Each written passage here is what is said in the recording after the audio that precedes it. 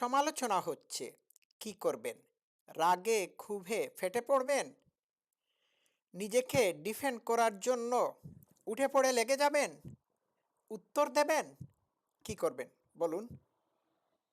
তো সমালোচনা কি করবেন? এটা শোনার জন্য আপনারা আমার সাথে শুরু থেকে শেষ পর্যন্ত থাকুন। আপনাকে যদি কেউ সমালোচনা করে থাকে, তাহলে প্রথম যে জিনিসটি করতে হবে সেটি হলো পজ, স্টপ অ্যান্ড থিংক। প্রথমে আপনি থামবেন, পজ নেবেন, উত্তর দেওয়া থেকে বিরত থাকবেন, তারপর চিন্তা করবেন। কি চিন্তা করবেন? চিন্তাটা হলো, যে ব্যক্তিটি আমার ভুল ত্রুটির সমালোচনা করছে, এটি কি আসলে সত্য? যদি এটা সত্য হয়ে থাকে, তাহলে আপনি এটির উপর কাজ করবেন। আপনার ভুল ত্রুটিকে সংশোধন করার চেষ্টা করবেন।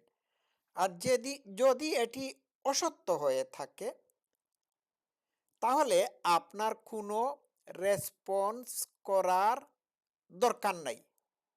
You don't have to respond. ঠিক আছে? এক্ষেত্রে আপনি জানেন আপনি কি? আপনি জানেন আপনি কে? আপনি জানেন আপ যে লোকটি আপনার সম্পর্কে এই কথাটি বলছে, সে সত্য বলছে না। যদি সে সত্য না বলে থাকে, তাহলে এটা তার প্রবলেম। এই অসত্য কথা বলার কারণে সে তার মোরালস বা নৈতিকতাকে ডাউন করছে, ক্ষতিগ্রস্ত করছে। এক্ষেত্রে আপনি যখন ক্ষতিগ্রস্ত না, সেই হেতু আপনার কোনো ভাবার কারণ নাই। আপনি তো ক্ষতিগ্রস্ত না, কারণ সে আপনার সমালোচনা করে নিজের বিবেক, নিজের চরিত্রকে ধ্বংস করে দিচ্ছে। তো সে যদি উদ্দেশ্যমূলকভাবে ভাবে আপনার বিরুদ্ধে প্রপাগান্ডা চালায়, মিথ্যা অপবাদ দেয়, তাহলে এটি তার সমস্যা, তার চারিত্রিক সমস্যা। এক্ষেত্রে সে নিজে তার চরিত্রকে হনন করে নিজে ক্ষতিগ্রস্ত হচ্ছে। এটি আপনার সমস্যা না। You are not harmed, actually he is harmed or she is harmed. ঠিক আছে? এটাই হচ্ছে আসল কথা। এটা আপনি চিন্তা করবেন। তো আমি সাম আপ করি। কেউ যদি সমালোচনা করে থাকে, এটি যদি সত্য হয়ে থাকে, অ্যাকসেপ্টেড, তাকে ধন্যবাদ দিয়ে আপনি আপনার ত্রুটি বিচ্যুতিকে সংশোধন করুন। এ জায়গায় সে আপনার আয়নাস্বরূপ হিসাবে উপস্থিত হয়েছে। আর যদি তার সমালোচনা মিথ্যা হয়, তাহলে সে মিথ্যা কথা বলছে, সে মিথ্যাবাদী। আপনি মিথ্যাবাদী না, আপনি সত্যবাদী। যা সত্য তাকেই ধারণ করবেন। অন্য কেউ কোনো কিছু বললেই কি আর না বললেই কি, অন্যের অপিনিয়ন বা মতামতকে এখানে গুরুত্ব দেওয়ার দরকার পড়বে না, যদি আপনি যা করে থাকেন তা রাইট হয় বা সত্য হয়। ঠিক আছে? এটাই হচ্ছে আসল কথা।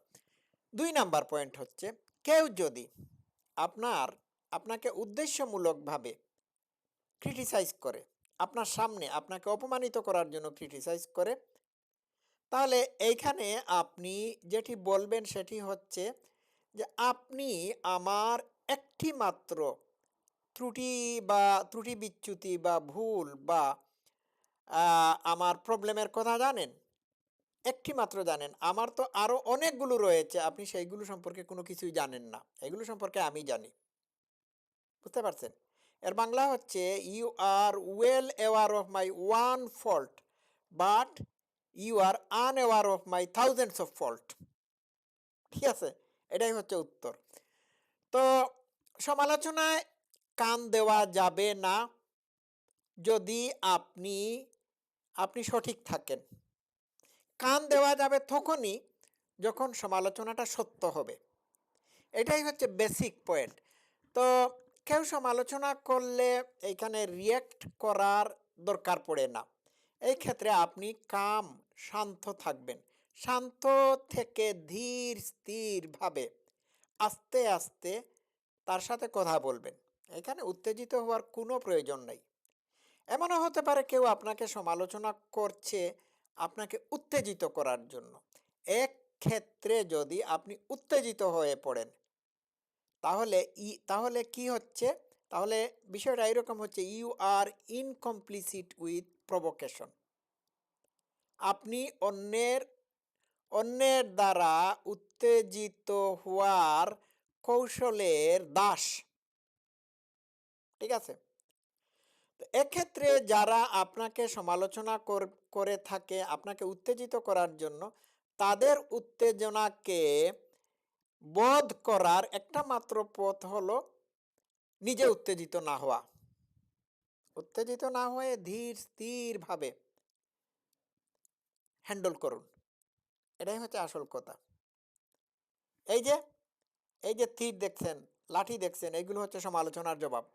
কামনেস, শান্ত থাকা, ধীর গতিতে কথা বলা, অসত্য মিথ্যা সমালোচনাকে ইগনোর করা, এগুলোর জবাবই না দেওয়া, আর সত্য হলে এইগুলোকে মেনে নিয়ে এইগুলোর উপর কাজ করা। এইগুলোই হচ্ছে আসল কথা। ঠিক আছে? দর্শক শ্রোতারা, আজকে সংক্ষিপ্তভাবে আলোচনা করলাম। এই পর্যন্ত থাকুক। সবাই ভালো থাকবেন। Love you all. Thank you so much.